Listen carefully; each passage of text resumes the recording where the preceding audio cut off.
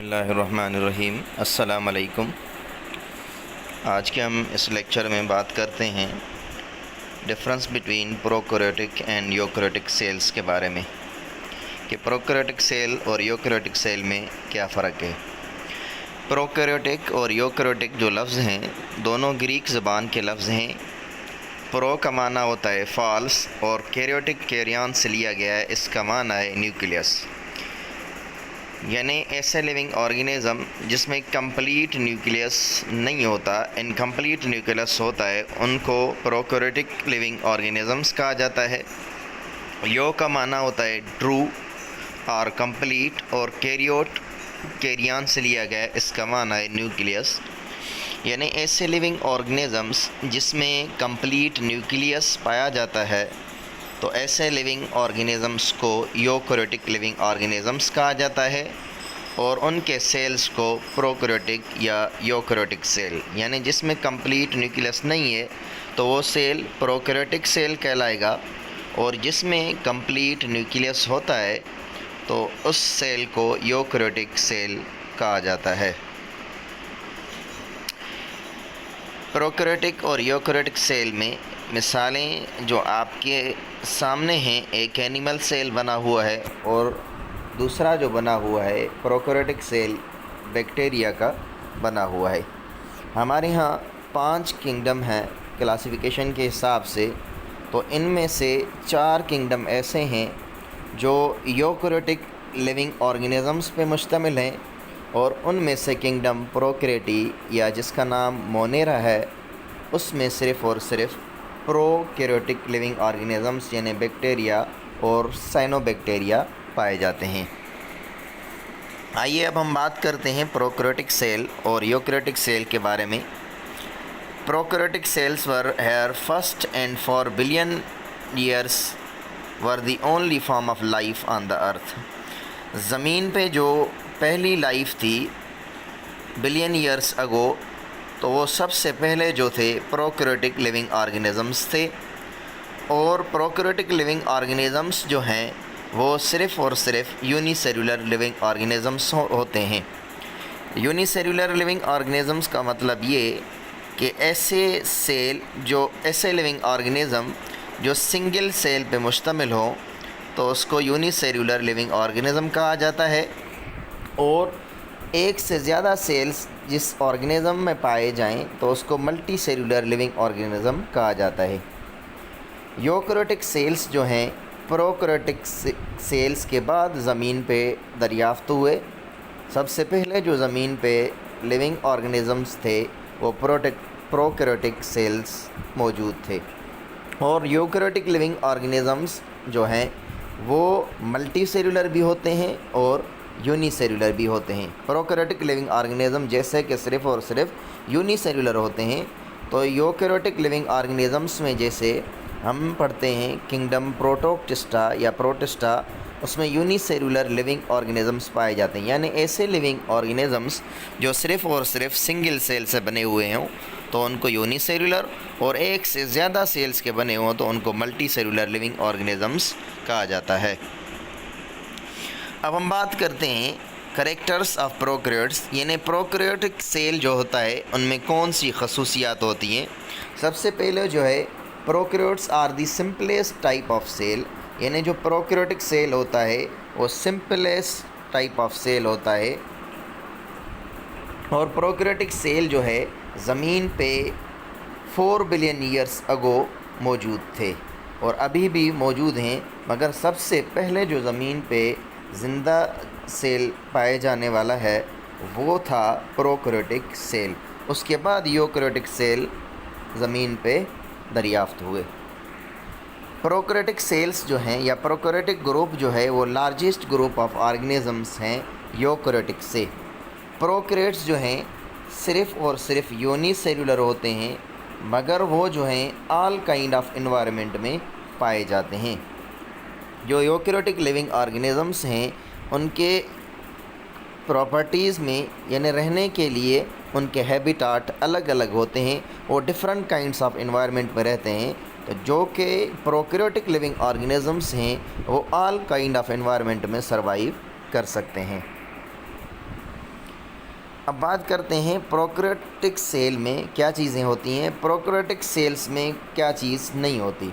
तो prokaryotic cells जो हैं उनमें न्यूक्लियर मेम्ब्रेन नहीं होती और उनके अंदर जो जेनेटिक मटेरियल डीएनए या आरएनए मौजूद होता है तो वो साइटोप्लाज्मिक रीजन में मौजूद होता है। क्योंकि उनमें न्यूक्लियर मेम्ब्रेन नहीं होती और न्यूक्लियस भी नहीं होता तो न्यूक्लियाइड रीजन होता है।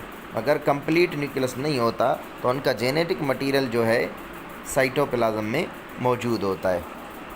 प्रोकैरियोटिक सेल्स में न्यूक्लियर मेम्ब्रेन या न्यूक्लियस नहीं होता तो इसकी वजह से जो है इसमें मेम्ब्रेन बाउंड ऑर्गेनेल्स भी मौजूद नहीं होते। मिसाल के तौर पे mitochondria, Golgi bodies, endoplasmic reticulum ये मेम्ब्रेन बाउंड ऑर्गेनेल्स हैं।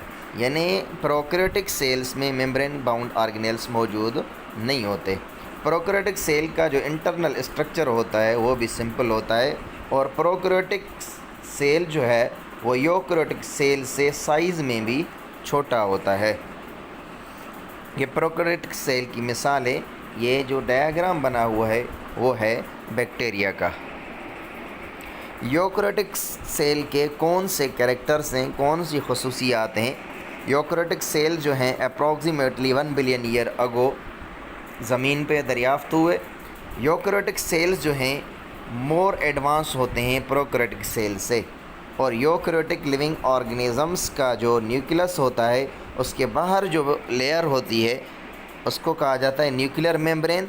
तो यूकैरियोटिक सेल का जो जेनेटिक मटेरियल डीएनए या आरएनए जो होता है वो न्यूक्लियस के अंदर मौजूद होता है और प्रोकैरियोटिक लिविंग ऑर्गेनिज़म्स में जैसे और ऑर्गेनेल्स मौजूद नहीं होते तो यूकैरियोटिक सेल्स में और ऑर्गेनिज़म्स यानी मेम्ब्रेन बाउंड ऑर्गेनेल्स मौजूद नहीं होते यूकैरियोटिक लिविंग ऑर्गेनिज़म्स में मेम्ब्रेन बाउंड ऑर्गेनेल्स मौजूद होते हैं और प्रोकैरियोटिक में मेम्ब्रेन बाउंड ऑर्गेनेल्स मौजूद नहीं होते। जो इंटरनल सबसेल्यूलर स्ट्रक्चर यानी ऑर्गेनेल्स जो मौजूद होते हैं वो हर ऑर्गेनेल यूकैरियोटिक सेल का मेम्ब्रेन से कवर्ड होता है। यूकैरियोटिक सेल्स का जो स्ट्रक्चर है इंटरनल वो भी कम्प्लेक्स और एडवांस्ड होता है प्रोकैरियोटिक सेल से। प्रोकैरियोटिक सेल से यूकैरियोटिक सेल्स जो हैं वो साइज़ में भी ज़्यादा लार्ज होते हैं। ये प्रोकैरियोटिक सेल्स यानी एनिमल सेल का बना हुआ है। इनमें ये mitochondria, nucleus, endoplasmic reticulum, Golgi complex ये मेम्ब्रेन बाउंड ऑर्गेनेल्स हैं जो कि ये प्रोकैरियोटिक सेल में मौजूद नहीं होते। साइटोप्लाज्म प्रोकैरियोटिक सेल में मौजूद होता है, सेल मेम्ब्रेन भी इसमें मौजूद होता है। यूकैरियोटिक सेल और प्रोकैरियोटिक सेल में ये दोनों कॉमन चीज़ें पाई जाती हैं। Differences between prokaryotic and eukaryotic cell. Prokaryotic cell में जो ऑर्गेनेल्स होते हैं उनमें मेम्ब्रेन नहीं होती और यूकैरियोटिक सेल्स के अंदर जो ऑर्गेनेल्स होते हैं उन पे अपनी अपनी मेम्ब्रेन होती है। जैसे माइटोकॉन्ड्रिया है तो उसके ऊपर अपनी मेम्ब्रेन होती है, एंडोप्लाज्मिक रेटिकुलम है तो उसके भी ऊपर अपनी कवरिंग होती है। यानी यूकैरियोटिक सेल्स में मेम्ब्रेन बाउंड ऑर्गेनेल्स होते हैं, यूकैरियोट्स में मेम्ब्रेन बाउंड ऑर्गेनेल्स नहीं होते। राइबोसोम्स प्रोकैरियोट्स में पाए जाते हैं। राइबोसोम्स जिसको हम कहते हैं प्रोटीन फैक्ट्री। यूकैरियोटिक सेल्स में मल्टीपल ऑर्गेनेल्स यानी मैनी ऑर्गेनेल्स मौजूद होते हैं इंक्लूडिंग राइबोसोम। राइबोसोम कॉमन चीज़ है जो यूकैरियोटिक और प्रोकैरियोटिक दोनों में मौजूद होती है। जेनेटिक मटेरियल जो है प्रोकैरियोटिक लिविंग ऑर्गेनिजम्स का साइटोप्लाज्म में फ्लोट करता है, जबकि यूकैरियोटिक लिविंग ऑर्गेनिजम्स का जेनेटिक मटेरियल न्यूक्लियस के अंदर मौजूद होता है और न्यूक्लियर मेम्ब्रेन के ज़रिए वो कवर्ड होता है, वो साइटोप्लाज्म में फ्लोट नहीं करता। प्रोकैरियोट्स में डीएनए जो जेनेटिक मटेरियल होता है वो सर्कुलर राउंड शेप्ड होता है और यूकैरियोट्स में लीनियर डीएनए न्यूक्लियस के अंदर न्यूक्लियर मेम्ब्रेन के ज़रिए कवर्ड होता है। प्रोकैरियोटिक सेल्स जो हैं वो लिविंग ऑर्गेनिज्म सिर्फ यूनिसेलुलर होते हैं। यूकैरियोटिक्स में मल्टीसेलुलर भी हैं और यूनिसेलुलर भी लिविंग ऑर्गेनिजम्स हैं। प्रोकैरियोटिक सेल्स जो हैं वो लार्ज नंबर ऑफ ऑर्गेनिजम्स पाए जाते हैं। यूकैरियोटिक जो हैं वो प्रोकैरियोटिक से कम ऑर्गेनिजम्स पाए जाते हैं। प्रोकैरियोटिक लिविंग ऑर्गेनिजम्स जो हैं 4 बिलियन ईयर अगो ज़मीन पे मौजूद थे और यूकैरियोटिक लिविंग ऑर्गेनिजम्स जो हैं 1 बिलियन अगो ज़मीन पे दरियाफ़्त हुए। सिमिलरिटीज़ कौन सी हैं प्रोकैरियोटिक और यूकैरियोटिक सेल में? तो प्रोकैरियोटिक और यूकैरियोटिक सेल की सिमिलरिटी ये है, यानी एक जैसी मुशाबियत, एक जैसी चीज़ इन दोनों में ये होती है कि दोनों में प्रोकैरियोटिक और यूकैरियोटिक सेल में सेल मेम्ब्रेन मौजूद होती है। जो आउटर कवरिंग होती है, थिन लेयर होती है, उसे सेल मेम्ब्रेन कहा जाता है। तो प्रोकैरियोटिक सेल में भी और यूकैरियोटिक सेल में भी सेल मेम्ब्रेन मौजूद होती है और दोनों के अंदर राइबोसोम जो न्यूक्लियोलस में से प्रोड्यूस होते हैं, दोनों के अंदर राइबोसोम्स पाए जाते हैं। यूकैरियोटिक और प्रोकैरियोटिक सेल में जेनेटिक मटेरियल DNA मौजूद होता है और इन दोनों के अंदर ये भी सिमिलरिटी है कि फ्लूइड मटेरियल जो होता है जिसमें ऑर्गेनेल्स फ्लोट करते हैं वो भी मौजूद होता है, जिसको हम साइटोप्लाज्म कहते हैं। प्रोकैरियोटिक सेल की जो साइज़ होती है 0.1 से 10 माइक्रोमीटर तक होती है और यूकैरियोटिक सेल की जो साइज़ होती है 10 माइक्रोमीटर से 100 माइक्रोमीटर तक होती है। Thank you.